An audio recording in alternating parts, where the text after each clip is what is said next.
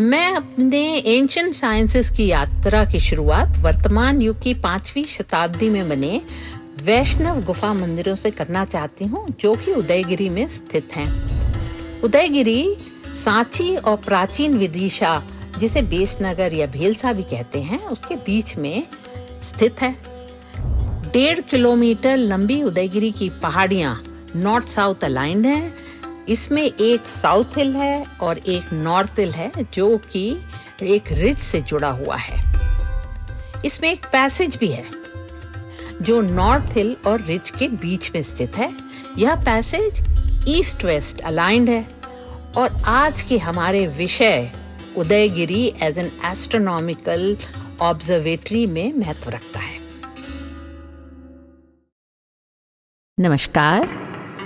Welcome to the Meera Das Show, where I take you through the fascinating cultures of cities, towns, and art objects. भारतीय astronomical sciences की इस journey की शुरुआत उदयगिरी से करने के 2 कारण हैं। पहला, यह बेसनगर के पास पाए जाने वाले सबसे महत्वपूर्ण आर्कियोलॉजिकल समूह का एक हिस्सा है, जिसमें सांची की बौद्ध स्तूपें, उदयगिरी की वैष्णव गुफाएं, हेलियोडोरस का भागवत मंदिर और कुबेर यक्षों की भीमकाय मूर्तियां शामिल हैं। दूसरा यह कि प्राचीन विदिशा ट्रॉपिक ऑफ कैंसर पे स्थित था। यहाँ पर स्थित होने के कारण चांद, सितारे और ग्रहों का अवलोकन करना प्राचीन समय के लोगों को दूसरी जगहों के वनस्पत ज्यादा उचित नजर आया। रात्रि अवलोकन में चांद की स्थिति को ग्रहों और तारों के संदर्भ में जब देखा लोगों ने, तो उन्होंने पाया कि चांद का पथ जो है वो कुछ नक्षत्र समूह से होकर गुजरता है और सूरज का पथ भी इसी से संबंधित है। गहन अध्ययन के बाद इन नक्षत्र समूह को 27 या 28 लूनर मेंशन में चिन्हित किया गया। इसी तरह यह पाया गया कि सूर्य एक स्थिर जगह से उदय ना होकर पूर्व दिशा में ही कभी थोड़ा उत्तर और कभी दक्षिण से उदय होता है। जब यह अपनी उत्तरी सीमा पे होता है, तब उसकी किरणें धरती पर ज्यादा लंबे समय के लिए पड़ती हैं और इसे समर सोल्स्टिस भी कहते हैं। इस समय दिन सबसे लंबा भी होता है। उसी तरह जब सूर्य अपने दक्षिण सीमा से उदय होता है, तब उसे विंटर सोल्स्टिस कहते हैं और तब दिन जो है सबसे छोटा होता है। इन दोनों स्थिति के बीच में सूर्य दिन में जब बिल्कुल ऊपर होता है और जब दिन और रात बराबर होते हैं, वह इक्विनॉक्स कहलाता है। सूर्य जब अपनी दक्षिण सीमा से उत्तर की ओर जाने लगता है तो उसे उत्तरायण कहते हैं, और जब वह उत्तर सीमा से दक्षिण की ओर जाने लगता है तो दक्षिणायन कहते हैं। प्राचीन ग्रंथों में देवायना और पितरायना शब्द का उपयोग किया है, जो उत्तरायण और दक्षिणायन के विकल्प हो सकते हैं। यहाँ देवों के 90 दिन और पितरों के 90 दिन में विभाजित किया गया था। लगता कि देवांग ज्योतिष भारतवर्ष के खगोल शास्त्र का एक वैज्ञानिक ग्रंथ है। इसे लेट वैदिक काल में लिखा गया है। इस ग्रंथ में सोल्स्टिस और इक्विनॉक्स की विस्तृत में जानकारी दी गई है।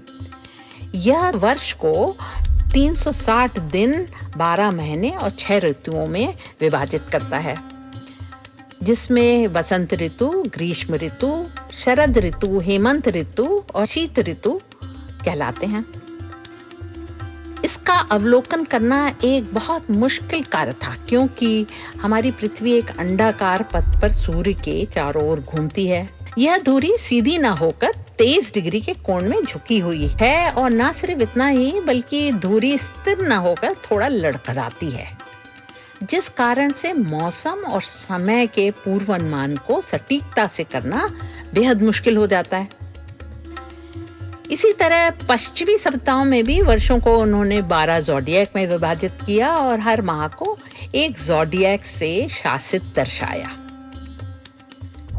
ये सब खगोलिक अवलोकन का वैज्ञानिक यंत्रों के द्वारा उदयगिरी की पहाड़ियों में स्थानांतर किया गया और प्राकृतिक शक्तियों को पौराणिक और धार्मिक कथाओं के रूप में उकेरा गया, जिससे साधारण मनुष्यों को इस जटिल विज्ञान को सरलता से समझने में आसानी हो।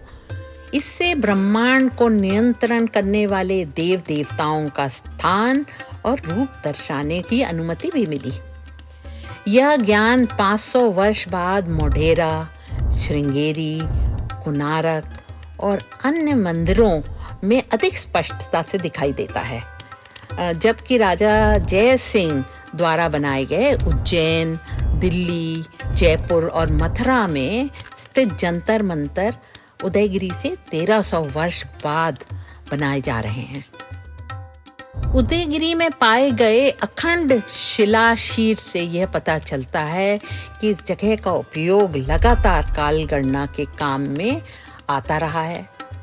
इसका प्रभाव हम यहाँ की मूर्तिकला और वास्तुकला में भारतीय इतिहास में पहली बार देख सकते हैं, जिसका विस्तार हम अभी करेंगे। वर्तमान काल की 5वीं शताब्दी में गुप्त वंश के महाशासक चंद्रगुप्त विक्रमादित्य ने उदयगिरी की पहाड़ियों पर मंदिरों का और मूर्तियों का निर्माण करवाया। यहाँ पर पैसेज की दक्षिणी दीवार पर विष्णु को शेषनाग में लेटे हुए दर्शाया गया है। यह विशालकाय पैनल 2 फीट की गहराई में उकेरा गया है, जिसमें 13 शीर्ष वाले शेषनाग की कुंडलियों पर लेटे हुए विष्णु के पांव पश्चिम दिशा में हैं। पांव के नीचे राजा और उनके मंत्री को दर्शाया गया है। ऊपर लक्ष्मी, गरुड़, गदा देवी, चक्र पुरुष, नाभि से निकलते हुए कमल जिस पर ऋषि मार्कंडेय दर्शाए गए हैं, पास में मधु और कौस्तुभ दैत्य भी दर्शाए गए हैं। यहाँ के एक शिलालेख में आषाढ़ मास शुक्ल पक्ष की गुप्तकालीन एकादशी का उल्लेख मिलता है। हिंदू धर्म में इस दिन को शयनी एकादशी माना जाता है और इस दिन विष्णु शेषनाग पर 4 माह की निद्रा का प्रारंभ करते हैं। ये 4 माह लोग उपवास, उपासना और त्याग करते हैं। 4 माह पश्चात कार्तिक की प्रबोधनी एकादशी पर विष्णु जागते हैं। तब से शादियों और अन्य शुभ कार्यों की शुरुआत भी की जाती है।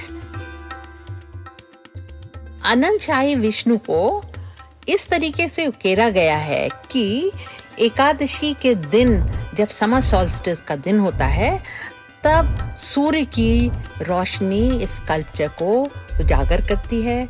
सूरज का इस पैसेज से हटना विष्णु की निद्रा का संकेत है। पैसेज की दक्षिणी दीवार किसी समय ट्रॉपिक ऑफ कैंसर से संरेखित की गई थी और इस पर बड़े शंख लिपि के शिलालेख उकेरे गए थे। यह लिपि के कुछ शब्द तो 10 और 15 फीट लंबे भी हैं। यह लेख, जिसे अभी तक गुणवाचित नहीं किया जा सका है, एक अनुमान है कि यह शायद ऋषियों के या राजाओं के नाम व हस्ताक्षर हैं। विष्णु अनंत शयना पैनल और अन्य मूर्तियां इस शिलालेख को काट के उकेरी गई हैं। इससे यह ज्ञात होता है कि खगोल ज्ञान का यह गुप्त काल से भी पुराना केंद्र रहा होगा। पैसेज के पश्चिम छोर जहां अनंतशाही विष्णु स्थापित हैं, वहां से पूर्वी छोर तक विष्णु की छोटी और संपदा मुद्रा में 3 मूर्तियां उकेरी गई हैं। पूर्वी छोर पर गुप्त सम्राट चंद्रगुप्त की एक गुफा के अंदर महत्वपूर्ण शिलालेख है। वहां से रिज का पूर्वी भाग प्रारंभ होता है, जहां उदयगिरी का सबसे महत्वपूर्ण विष्णु पैनल स्थापित है। 22 फीट लंबा और 14 फीट ऊंचा विशालकाय कथात्मक पैनल, जो विष्णु का भूदेवी को समुद्र की गहराइयों से उद्धार करने की कथा को रूपांकन करता है, यहाँ पर मौजूद है। इस पैनल में विष्णु अपने वराह अवतार में दिखाए गए हैं और इनका विशालकाय शरीर 1000 फूलों की वनमाला से सुसज्जित है। भूदेवी का भार अपने बाएं कंधे पर लिए उनकी बाएं भुजा उनकी बाएं जंघा पर आसीन है। वराह जी का बायां चरण के नीचे 13 शीर्ष वाले नाग राजा को दर्शाया गया है, जो हाथ जोड़कर अंजलि मुद्रा में आदर से विष्णु की तरफ देख रहे हैं। विष्णु का दायां हाथ उनकी कमर पर है और पैर समुद्र के तल पर विराजित हैं। वराह कल्प के आगमन की यह अलौकिक घटना के साक्षात्कार के लिए ब्रह्मांड के अनेक देवी देवता, ऋषि मुनि, नक्षत्र इत्यादि सब एकत्रित हुए हैं। अप्सराओं और गांधर्वों के संगीत और नृत्य के साथ गंगा और यमुना जैसी पवित्र नदियों का स्वर्ग से अवतरण भी दर्शाया गया है। पानी का इस कथात्मक मूर्तिकला पैनल में अलौकिक प्रयोग को इतना प्रभावशाली बनाया कि ये महाबलीपुरम के पेनेंस ऑफ अर्जुन तक में इसका प्रभाव देखा जा सकता है। यह एक क्रांतिकारी उपयोग था और इस पैनल के अलंकारों में श्लेष अलंकार का एक महत्वपूर्ण पहलू को जोड़ता है। पूर्वी दिशा से सूर्योदय अपनी प्रथम किरणों से वराहकाय विष्णु का हर भोर नमन करता है। इस वराह पैनल के आगे समुद्र रूपी झील और उस पे विष्णु का प्रतिबिंब अपने आप में इस अलौकिक घटना को कालातीत करता है। इस पैनल को कई रूपों में व्याख्यान किया जा सकता है, जैसे कि कलात्मक, ऐतिहासिक, राजनीतिक और खगोल शास्त्रीय। वराह कल्प को दर्शाना इसका खगोल शास्त्रीय रूप है। अन्य रूपों का वर्णन हम आगे करेंगे। खगोल शास्त्रीय दृष्टि से इसका अवलोकन करें तो एक पुराना 2री शताब्दी BCE का एक सिंह वाला स्तंभ शीट यहाँ से अलेक्जेंडर कनिंघम को प्राप्त हुआ था।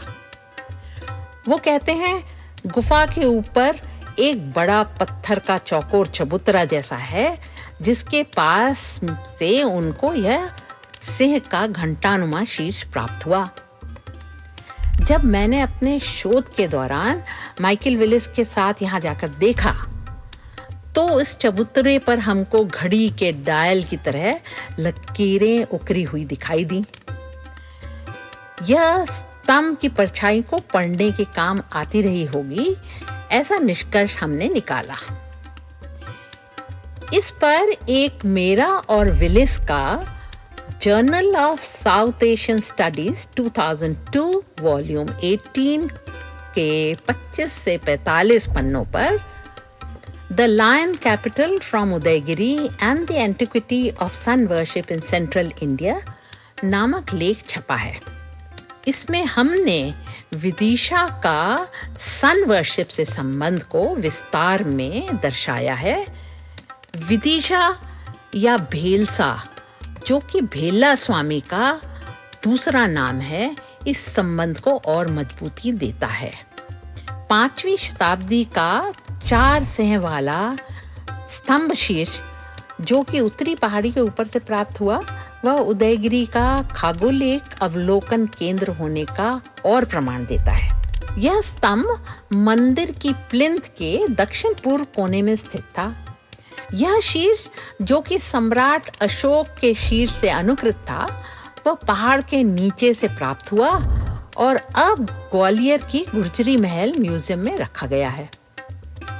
इसके एबकस पर बैठे हुए आदित्यों को उकेरा गया है, जिसके बीच बीच में ज़ोडिएक फिगर्स हैं, जैसे कि धनु, मकर, कुंभ, मीना, मेष इत्यादि। शीर्ष का कुछ हिस्सा टूटा हुआ है और जब यह पूर्ण रहा होगा तब कुल मिला के 12 ज़ोडिएक इसमें उकेरे गए होंगे।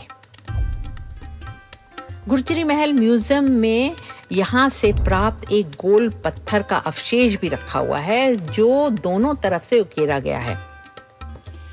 इस अवशेष के बाहरी सर्कल में 27 या 28 डिस्क रही होंगी, जिसके अंदर नक्षत्र देवियों को अंडाकार प्रभामंडल के अंदर बैठा हुआ दिखाया है। यह अवशेष 10 इंच मोटा है और 1 मीटर गोलाकार है। इसका स्थान शायद अशोकन कैपिटल के धर्म चक्र की तरह सिंह के ऊपर रखा गया होगा। यह नक्षत्रों और ज़ोडिएक के मिश्रित ज्ञान को बखूबी दर्शाता है। वराहमिहिर का जन्म उज्जैन में माना जाता है और उनका समय भी लगभग 505 करंट इरा है, जिससे उनके उदयगिरी आने की संभावना को नकारा नहीं जा सकता। वराहमिहिर के समय काल की गणना मूलतः छाया यंत्रों से होती थी, जिसमें शंखों, यष्टि, चक्र इत्यादि का प्रयोग होता था।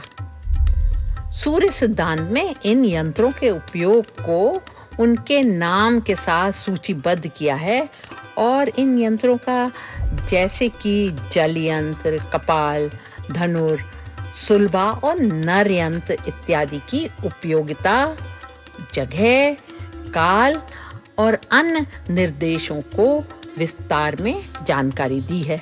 उत्तरी पहाड़ी के शिखर पर जो बड़े मंदिर के आधारशिला स्थित है, उस शिखर पर भी एक बड़े से settlement, water tanks, water channels और स्टोन वॉल के अवशेष दिखाई देते हैं। एक एलिफेंट पाथ भी है जो शिखर की तरफ जाता है। Astronomy, astrology, calendar making, water lifting और आर्किटेक्चर के कई अनसुलझे सवालों का जवाब इस स्थान से मिलने की संभावनाएं बहुत अधिक हैं। सिस्टमैटिक एक्सकवेशन और प्रॉपर रिसर्च प्रोग्राम के थ्रू ये गुप्तकालीन जगह का महिमामय इतिहास जाना जा सकता है।